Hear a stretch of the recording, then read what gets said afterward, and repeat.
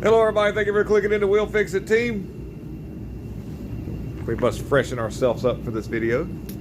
There we go. Alright. This is a 2012 Honda Pilot, and this kind of goes up and down the years of this style of Honda Pilot. We're changing the catalytic converter on the bank one side of the engine, which is actually on the firewall side, which means we've upped our game a little bit here. This is going to be just a little bit of a job. Let me show you what I've got done so far. This is how we're going to get to it. Okay, get ready. Here, I'll flip the camera around. So, I've got some of the stuff loose. I figure, well, I better give people a little heads up. This is a good video for somebody, because what happened is this thing had a misfire and they drove it for a while and it damaged the catalytic converter. And like that's your down, like your this doesn't have any oxygen sensors on it, so it's not even monitored. It's the one that is bank one is because it's got an up and downstream oxygen sensor and can tell what's going on. And so I removed that plate that goes across the bottom right here. Then I've got the down pipe down and out of it, and I had to heat the bolts to do that, because it's going to have to come out this bottom side. So basically we're at the precipice of removing the CV axle, and we're at a little bit of a hurdle. The vehicle is not rusty, but however it has some exposure to some form of corrosion. And what has happened here is it's got the CV axle's got to come out, and that bracket thing right there has got to be pulled back so that this CV axle the bearing's got to slide out of this housing right here.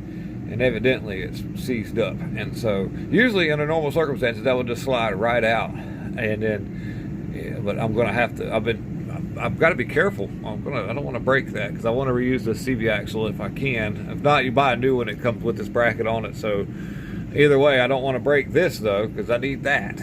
I got to get this off. Once I get the CV axle out, then I'll gain access to more of an area to get this catalytic converter down and out to the bottom.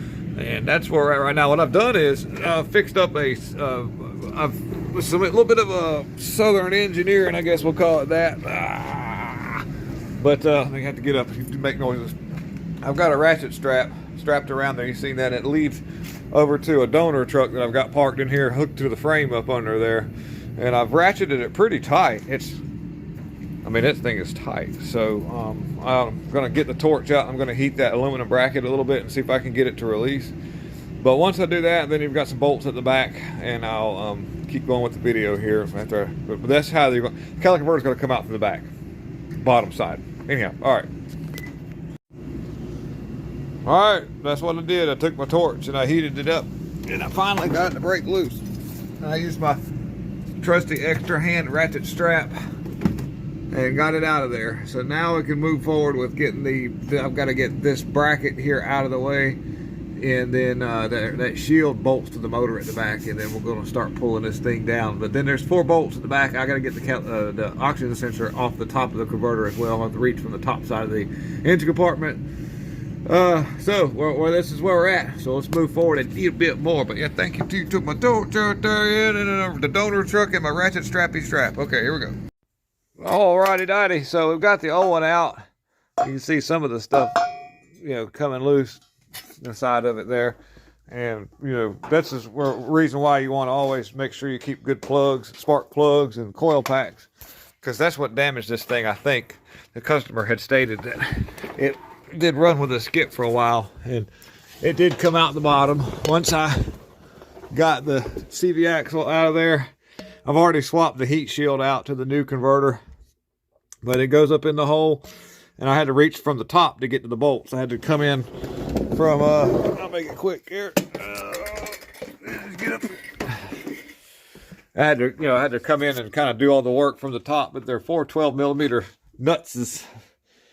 And I used a combination of breaker bar and ratchet wrenches and different things to get it out. But it's just tough. Back there, I took the catalytic converter, the oxygen sensor, I just unthreaded it and left it plugged in.